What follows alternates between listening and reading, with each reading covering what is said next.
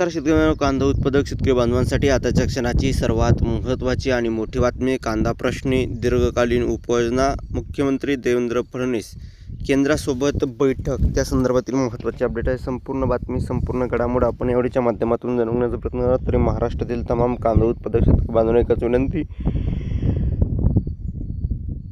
Video शेवटपर्यंत अतिशय महत्त्वाचा व्हिडिओ आवडला तर नक्कीच लाईक करा. चॅनल असाल तर माझा शेतकरी युट्यूब चॅनलला सबस्क्राईब करून दुसऱ्या कमेंट करून सांगा, जेणेकरून नोटिफिकेशन तुमच्यापर्यंत सर्वात पोहोचत असते. चला तर मित्रांनो, व्हिडिओला सुरुवात करतो आहे. जसं की तुम्ही या ठिकाणी स्क्रीनवर बघू शकता, कांदा प्रश्नी दीर्घकालीन उपाययोजना.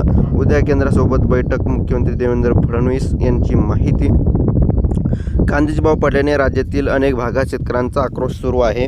याच पार्श्वभूमीवर बोलताना मुख्यमंत्री देवेंद्र फडणवीस यांनी महायुतीचे सरकारला कांदा प्रश्नी शेतकऱ्यांच्या संदर्भात संवेदनशील असल्याचं म्हटले आहे. केंद्र सरकारने कांदा खरेदीचा भाव हा 3.5 रुपयांनी वाढून जवळपास 15 रुपयांवर नेला आहे. मोठ्या प्रमाणात खरेदी देखील सुरू झाली आहे.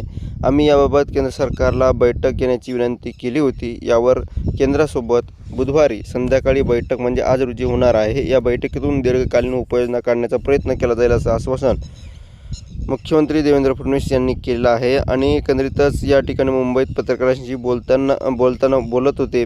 कांदा उत्पादक शेतकऱ्यांसोबत घेऊन आज नाशिकच्या चांदवडमध्ये महाविकास आघाडीचे आंदोलन केले.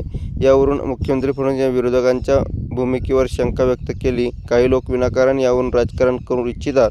केंद्र आणि राज्य सरकार कांद्याच्या 15 रुपयांनी खरेदीचा निर्णय घेतला आहे.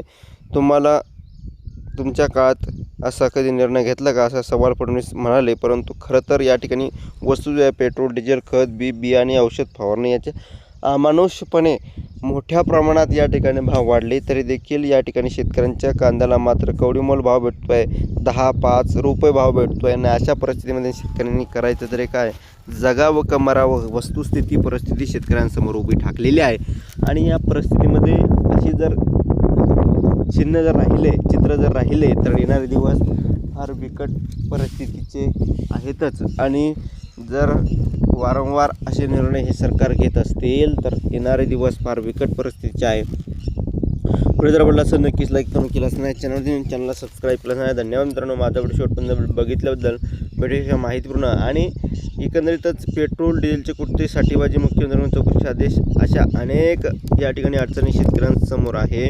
अगोदरच त्याला डिझेल भेटत नाही. शेतीची मशागतीचे कामं सुरू असताना डिझेल टंचाई एकंदरीत असं महाराष्ट्र राज्यामध्ये बघायला भेटते आहे. आणि वस्तुस्थिती आहे, जर डिझेल भेटत नसेल आणि डिझेल पेट्रोलचे भाव तुम्ही वाढवले, मात्र शेतकऱ्यांच्या मालाचे भाव जर तुम्ही वाढत नसाल, 3, 4, 5, 10, 7 रुपयाने, 8 रुपयाने, 10 रुपयाने पेट्रोल डिझेलचे भाव तुम्ही वाढवताय आणि शेतकऱ्यांना सांगताय की 2 रुपये आम्ही वाढवतोय, 3 रुपये वाढवतोय.